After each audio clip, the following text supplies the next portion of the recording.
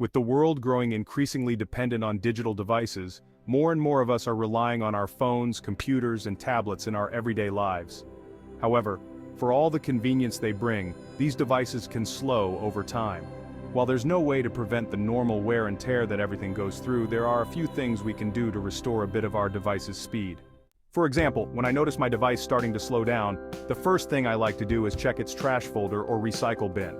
On many devices, even after something is deleted, the information isn't fully removed.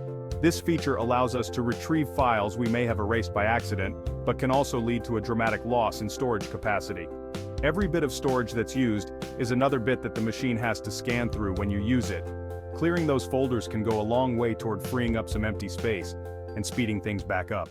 The next thing I like to do is go through my files and decide what to keep, what to move to another device, and what to delete. It's often surprising just how many programs or files I've simply forgotten about. The next thing I like to do is examine my desktop. Believe it or not, too many icons can slow virtually any device down over time. The unexpected drain on device memory from a messy screen can often bring everything to a crawl. Moving related items to a single folder clears up the clutter nicely, speeding up the device and making navigating to different apps and files much smoother and simpler. After that, I head over to what browser I've been using and check the number of tabs I have open. Just as with the cluttered home screen or storage, having too many tabs open will inevitably reduce a device's speed.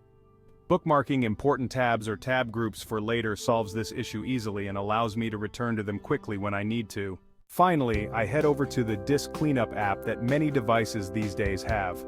With the click of a button, my device begins the long process of scanning through itself, removing discarded bits of information or system files that serve no purpose and leaving clean, unused, and usable space behind. When all these steps are completed, I restart my device. Though they may feel a little tedious at times, these steps can often restore my device to an almost factory state, letting me enjoy their use for years to come.